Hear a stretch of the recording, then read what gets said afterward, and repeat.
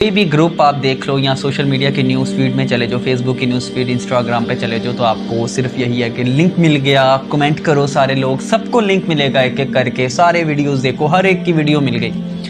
تو یار ایک چیز ہوتی ہے صدقہ جاریہ، جس سے مراد ہے کہ نیکی کرنے والا شخص نیکی ایک بار کرے گا، ثواب اس کو تا قیامت ملے گا، یا جب تک وہ کام ہوتا رہے گا ثواب ملے گا۔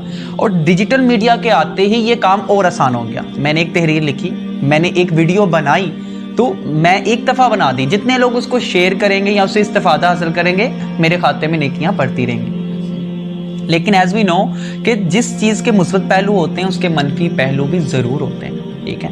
تو جیسا کہ اب وطن عزیز میں فاحش ویڈیوز کے سکینڈلز کا دور چل رہا ہے، ٹھیک ہے؟ کسی کا سکینڈل آیا ہوا ہے، کبھی کسی کا سکینڈل آیا ہوا ہے، اور لوگ بات ترتیب کبھی شیئر کر رہے ہیں، کبھی لنکس دے رہے ہیں، کبھی کچھ کر رہے ہیں، کبھی لنکس مانگ رہے ہیں۔ مجھے تو یہ دیکھ کر نہیں آتا کہ آپ کی فیملی والے دیکھیں کہ آپ یہ جو کمنٹ کر رہے ہو کہ پلیز لنک دے دو، لنک کدھر ہے، تو کیسا امپیکٹ جائے گا یار۔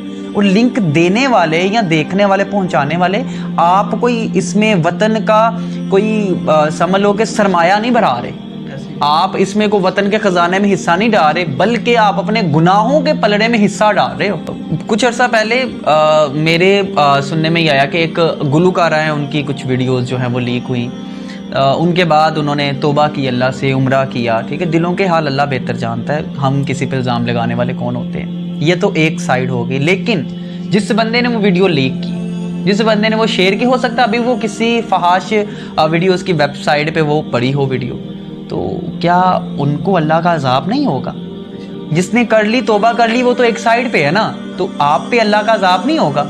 کیا پتہ یار، ایک بندہ ساری زندگی گناہ کر رہا ہے، ان پہ وہ توبہ کر لے، اللہ قبول کرنے والا نا۔ اللہ نے کوئی شرط نہیں رکھی کہ میں 60 سال بعد کسی کی توبہ قبول نہیں کروں گا، کہ مرنے سے پہلے 3 سانسیں رہ جائیں گی تو توبہ قبول نہیں ہوگی۔ تم لوگ کہاں جاؤ گے؟ اس لیے میں گزارش کروں گا سب لوگوں سے کہ اس گناہ جاریہ کا ذریعہ نہ بنے، اس کی زد میں کبھی بھی نہ آئے۔ ہاں، جن لوگوں کو کوئی ڈر نہیں ہے، ٹھیک ہے، اپنی فیملی کے بارے میں یا اپنے بارے میں، وہ جاری رکھ سکتے ہیں، لیکن جس کو خوف خدا ہے نا، وہ کائنڈلی اس چیز سے پیچھے رہے۔ اور اخلاقی قدروں سے بھی یہ بہت گری ہوئی حرکت ہے۔ آپ کمنٹ میں جا کے لنک مانگ رہے ہو، آپ کس چیز کا لنک مانگ رہے ہو یار؟ میں تو اس چیز سے حیران ہوں۔ اللہ سب کو خیر و عافیت والی زندگی عطا فرمائے۔ یہ نہ ہو کہ کسی کی ذات کی گئی نفی یا بے پردگی کل کو ہمارے آگے ہے، کیونکہ اللہ بہتر ظاہر کرنے والا ہے اور بہتر عیب چھپانے والا ہے۔